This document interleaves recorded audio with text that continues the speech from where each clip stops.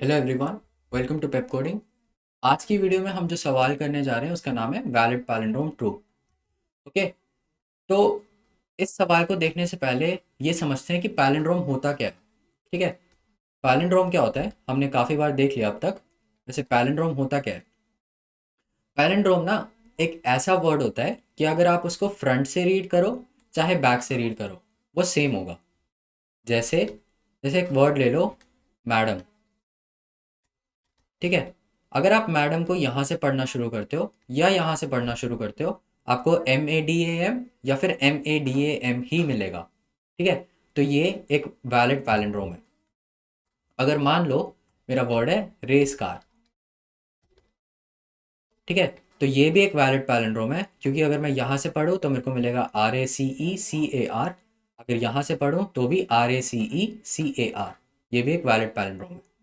ठीक है, तो पैलिंड्रोम वो वर्ड्स होते हैं जिसे आप फ्रंट से पढ़ो चाहे बैक से पढ़ो वो सेम होते हैं।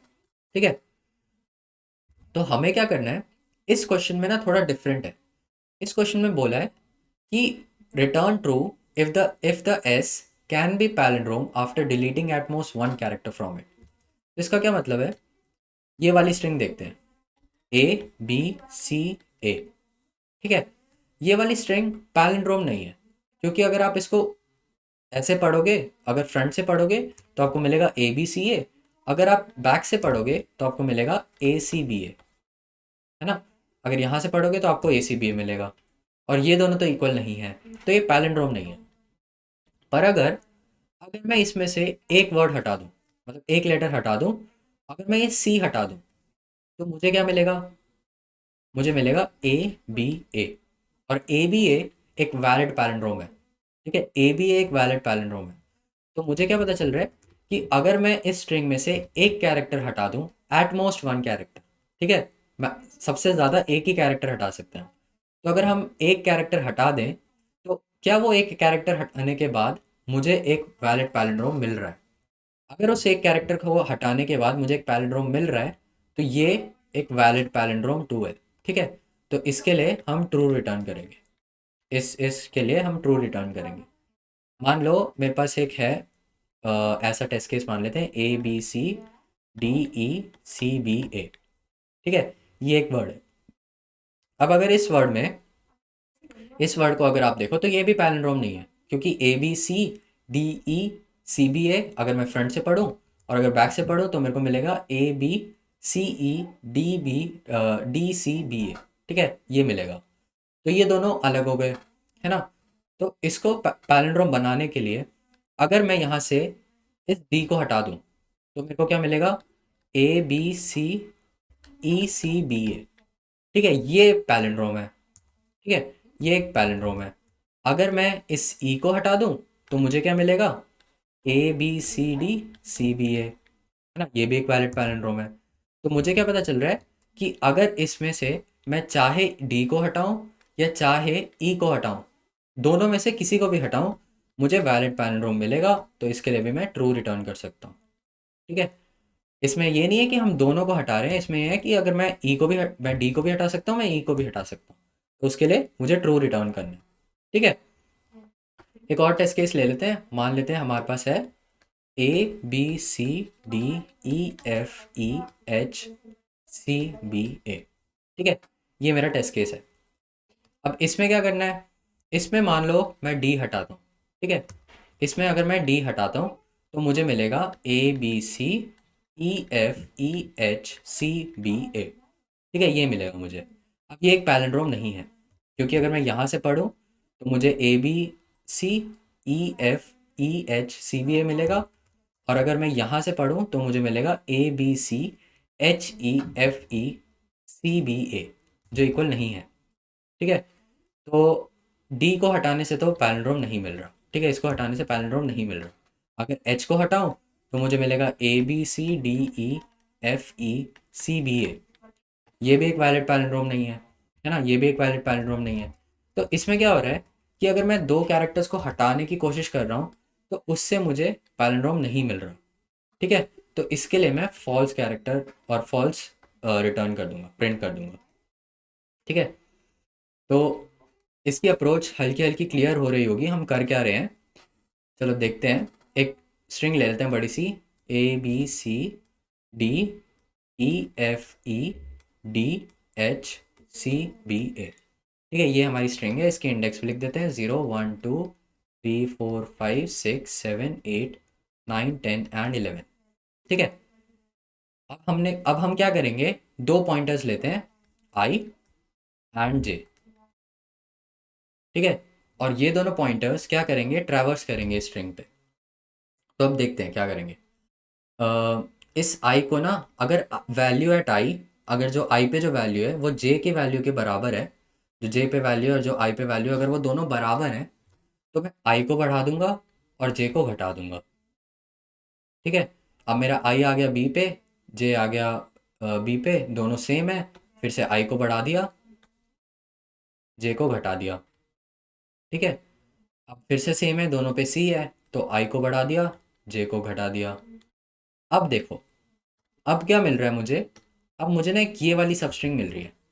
मतलब अब मैं इस वाली सबस्ट्रिंग को देख रहा हूँ, और इस सबस्ट्रिंग में मेरे को दिख रहा है कि डी और एच, मतलब आई पे जो वैल्यू और जो जे पे वैल्यू है, वो दोनों अलग है।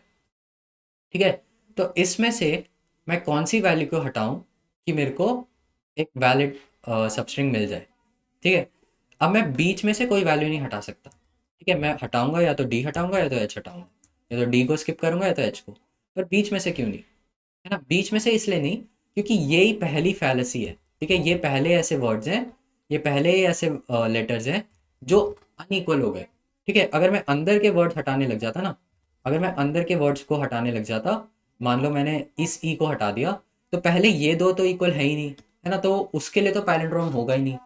तो अंदर वाले को अभी क्यों छेड़ना, जब तक मेरे को यही नहीं पता चल लिया कि ये दोनों को अगर मैं इनमें से किसी एक को हटाऊं तो मेरे को पैलिंड्रोम मिलेगा या नहीं।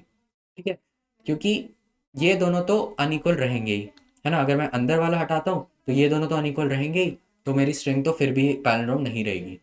ठीक है, तो इसलिए इन दोनों में से किसी एक को हटाना है। तो अब क्या करेंगे, अब मुझे पता चल गया कि ये आई या तो डी को हटाओ या तो एच को हटाओ। बस दो ऑप्शन है। ठीक है, कि आई कैन स्किप आई और आई कैन स्किप डी। ठीक है, मैं या तो डी को हटा सकता हूँ, या तो मेरा जो सेकंड ऑप्शन है वो है कि आई कैन स्किप एच। ठीक है, अगर मैं डी को हटाना चाहूँ, अगर मैं डी को हटाना चाहूँ तो क्या होगा, अगर मैं डी को स्किप करूँ तो मेरा आई आगे बढ़ जाएगा और मुझे स्ट्रिंग मिलेगी E F E D H. ठीक है, ये मेरे को सब स्ट्रिंग मिलेगी, है ना, इस i+1 से लेके जे तक की सब स्ट्रिंग ये मिलेगी मुझे। ठीक है, ये वाली सब स्ट्रिंग मिलेगी। पर इस सब स्ट्रिंग को देखो, क्या ये एक पैलिंड्रोम है? ये तो एक पैलिंड्रोम नहीं है। तो इसका मतलब है कि अगर मैं डी को हटाऊं, अगर मैं इस डी को रिमूव कर दूं या स्किप कर दूं, तो इससे जो मेरे को स्ट्रिंग मिल रही है ना बचा के, वो एक वैलिड पैलिंड्रोम नहीं है। ठीक है, तो मैं ये वाली चीज़ नहीं कर सकता, इससे मेरे को फॉल्स मिल रहा है। ठीक है, ये नॉट अ पैलिंड्रोम है। पर अगर मैं आई को यहीं रखूं और जे को घटा दूं, ठीक है, इसमें क्या किया था हमने, i+1 से जे तक के लिए चेक किया था, है ना, इसमें हम क्या कर रहे हैं, आई से J-1 तक चेक कर रहे हैं। ठीक है, इस वाली स्ट्रिंग के लिए देख रहे हैं, आप देख रहे हैं इस वाली स्ट्रिंग के लिए। तो मुझे क्या मिल रहा है, मुझे मिलेगा DEFED। ठीक है, अब ये वाली जो स्ट्रिंग है ना DEFED, ये एक वैलिड स्ट्रिंग है। ठीक है, ये एक वैलिड स्ट्रिंग है, ये है पैलिंड्रोम। ठीक है, तो मुझे ये पता चल रहा है कि अगर मैं एच को हटा दूं, अगर मैं एच वाले कैरेक्टर को हटा दूं, तो मुझे एक वैलिड पैलिंड्रोम मिल रहा है। ठीक है, तो मैं क्या करूंगा, मैं इस केस में ट्रू रिटर्न कर दूंगा, और अगर मेरे को एक भी ट्रू मिल जाता है, दोनों में से मेरे को एक भी ट्रू मिल जाता है, तो मेरे टोटल आंसर का भी ट्रू बन जाएगा। ठीक है, तो यही है अप्रोच। अब बड़ी सिंपल सी अप्रोच है, इसको कोड भी कर लेते हैं। चलो, पहली चीज़, हम अपने दो पॉइंटर्स लेंगे।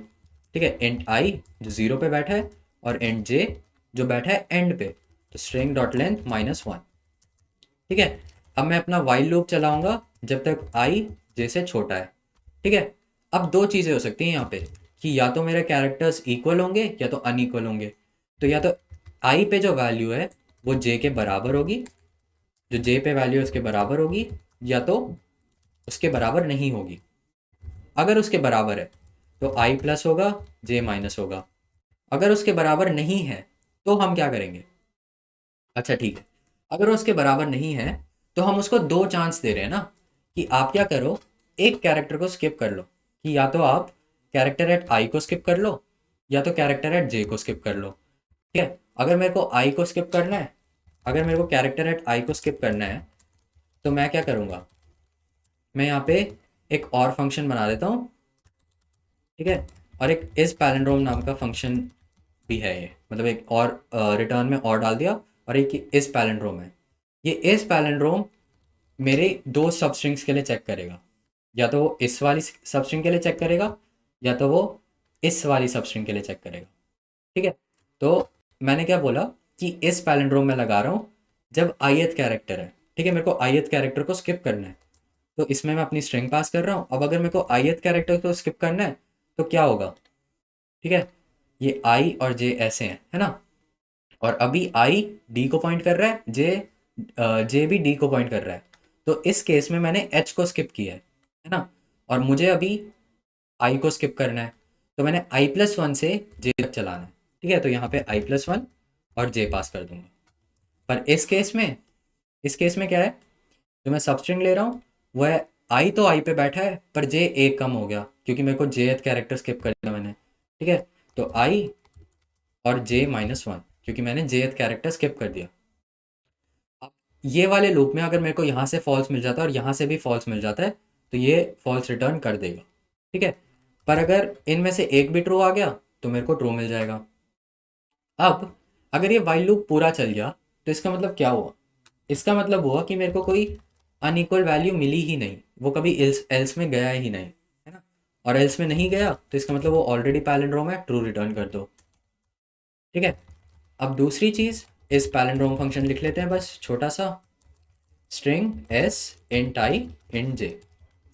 ठीक है, अब इस पैलिंड्रोम क्या कर रहा है, उस छोटी सब स्ट्रिंग के लिए चेक कर रहा है कि वो पैलिंड्रोम है या नहीं। तो पैलिंड्रोम का क्या होता है कि हम आई से जे तक का लूप चला देंगे कि I is less than J. अगर वैल्यूज इक्वल हैं, S of I is equal to S of J, तो यहाँ बोल देंगे कि भाई आई को प्लस प्लस कर दो और जे को माइनस माइनस कर दो। नहीं तो अगर वो अनइक्वल है तो बस रिटर्न फॉल्स कर दो, क्योंकि यहाँ पे हम उसे चांस नहीं दे रहे, यहाँ पे नहीं बोल रहे कि यार इस चीज़ के लिए अब फिर से चांस थोड़ी मिलेगा उसे, इस चीज़ के लिए अब उसे चांस थोड़ी मिलेगा। अब तो हम बस बोल रहे हैं कि वो पैलिंड्रोम है या नहीं, है ना।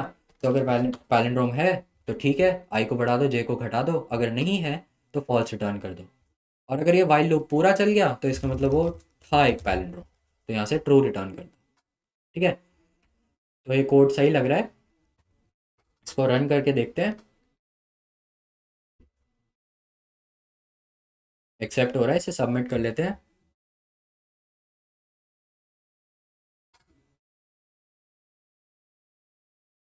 सबमिट भी हो रहा है। तो मैं आशा करता हूँ आपको ये सवाल समझ में आया होगा। अगर आपको कहीं दिक्कत आती है तो आप वो वापस जाके देख सकते हैं। Don't forget to like share and subscribe. Thank you for watching.